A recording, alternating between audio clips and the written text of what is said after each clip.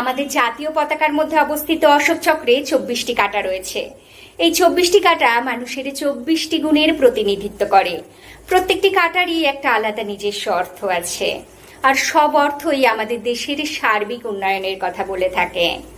আর এই কাঁটাগুলি আমাদের দেশবাসীকে তাদের অধিকার এবং কর্তব্য সম্পর্কে একটা সুস্পষ্ট বার্তা দিয়ে থাকে।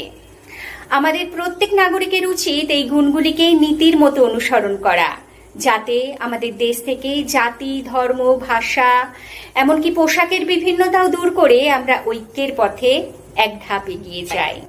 আসুন দেখে নিই 24টি কাঁটার 24টি অর্থ। ভালোবাসা অর্থাৎ দেশ তথা সমস্ত জীবগুলোর প্রতি ভালোবাসার অনুভূতি। সাহস অর্থাৎ দেশের স্বার্থে বিপজ্জনক কাজে সাহসী উদ্যম। ধৈর্য অর্থাৎ চরিত্রের সহিষ্ণুতার মাধ্যমে ধৈর্যশীল হওয়া।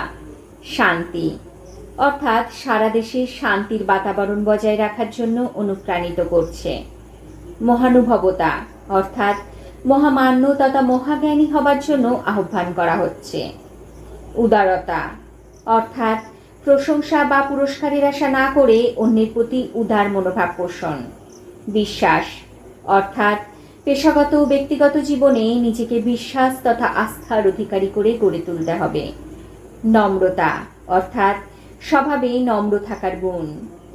পরার্থপরতা অর্থাৎ অন্য মানুষের কল্যাণের প্রতি যত্নশীল হওয়া। আত্মসংযম অর্থাৎ প্রলোভনমূলক চিন্তাভাবনায় নিজেকে নিয়ন্ত্রণ।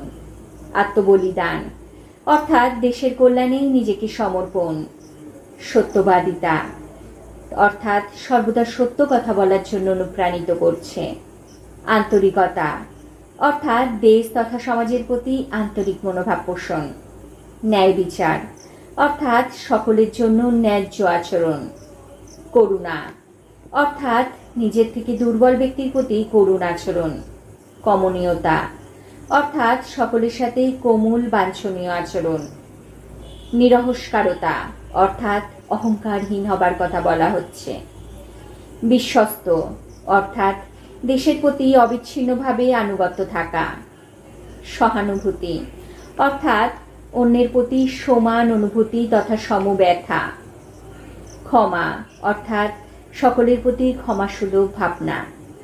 ন্যায়পরায়ণতা অর্থাৎ বিশুদ্ধ জীবনযাপনে উৎসাহিত করছে। আধ্যাত্মিক জ্ঞান অর্থাৎ অন্তরাত্মার গভীরতম মূল্যবোধ। নিত্যতা অর্থাৎ যে কোনো কাজে ধারাবাহিক স্থায়িত্বের কথা বলা হচ্ছে। আশা অর্থাৎ দেশের প্রতি প্রত্যাশামূলক মনোভাব বজায় রাখা।